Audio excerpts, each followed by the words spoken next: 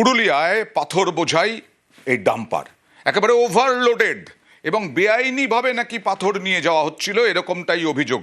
আর সেই জন্যই দুটো ডাম্পার আটকানো হয়েছে। পুরুলিয়ায় আটক দুই পাথর বোঝাই ডাম্পার। রঘুনাথপুরে হানা পুলিশের ডাম্পারটি ওভারলোডেড বলে অভিযোগ। গ্রেফতার ডাম্পারের দুই চালক সহ তিন। কথা বলবো প্রতিনিধি ইন্দ্রজিতের সঙ্গে। চালক সহ তিনজনকে তো গ্রেফতার করা হয়েছে, কিন্তু মূল মাথাকে দেখো একেবারেই রঘুনাথপুর গতকাল রাতে রঘুনাথপুরে গোপন সূত্রে খবর পেয়ে পুলিশ বরাকর রোড থেকে দুটি পাথর বোঝাই ডাম্পার আটক করে এবং তাদের যে চালক তাদের দীর্ঘ জিজ্ঞাসাবাদ করার পরে জানতে পারে পাথর ব্যবসায়ী, বেআইনি পাথর ব্যবসায়ীর সাথে যুক্ত রঘুনাথপুর শহরেরই বাসিন্দা তারকনাথ চ্যাটার্জি। তাকেও গ্রেপ্তার করে এবং এই তিনজনকেই আজ রঘুনাথপুর মহকুমা আদালতে তোলা হয়। অভিযোগ যে ওভারলোড ছিল এবং বেআইনি পাথর ছিল, যদিও পুলিশ পুরো বিষয়টি খতিয়ে দেখছে এবং এই গাড়ি পুলিশ সূত্রে যেটা আমরা জানতে পেরেছি কাশীপুর থেকে আসছিল পুরুলিয়ার এবং একটি আসছিল ধানবাদ থেকে, এবং এই দুটি ডাম্পারেই পাথর বোঝাই ছিল, বেআইনি পাথর এবং ওভারলোডও ছিল। এবং স্থানীয় বাসিন্দাদের অভিযোগ এই রঘুনাথপুর শহরে যে রাস্তা নষ্ট হচ্ছে এই ওভারলোড ট্রাকের চলাফেরার জন্যই নষ্ট হচ্ছে, যদিও পুলিশ পুরো বিষয়টি তদন্ত শুরু করেছে এবং ইতিমধ্যেই যে তিনজনকে গ্রেপ্তার করেছে তাদেরকে পুলিশ রিমান্ডে নেবে। এর সাথে কারা কারা যুক্ত রয়েছে, কোথায় যাচ্ছিল সেটাই খতিয়ে দেখছে।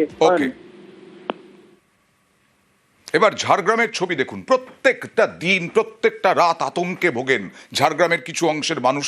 হাতির তাণ্ডবের আতঙ্কে একেবারে ভেঙে চুড়ে শেষ করে দিয়েছে বাড়ি ঘর। সাঁকরাইলে হাতির তাণ্ডব, রাত ভর হাতির তাণ্ডবে ভাঙলো বাড়ি দোকান। গ্রামে ঢুকে দাপাদাপি 12টি হাতির আতঙ্কে বাড়ি ছেড়ে পালিয়েছেন বাসিন্দারা। তছনছ ফসলও। বন দফতরের বিরুদ্ধে ক্ষোভ গ্রামবাসীদের। কতগুলো হাতি ছিল? প্রায় 11টা মতো হাতি ছিল। গ্রামে কটা বাড়ি ভাঙছে?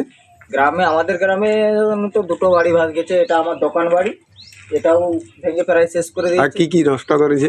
দোকানের সমস্ত কিছু শোকেসের মাল খেয়েছে আর ভেঙে দরজা টরজা সবকিছু ভেঙে দিয়ে চলে গেছে। কারো সরল সাঁতরে নদী পার তিনটি রয়্যাল বেঙ্গলের। পীরখালিতে এভাবেই বাঘ দর্শনে পর্যটকরা যথেষ্ট খুশি। একটা নয়, দুটো নয়, তিনটে রয়্যাল বেঙ্গলের দেখা।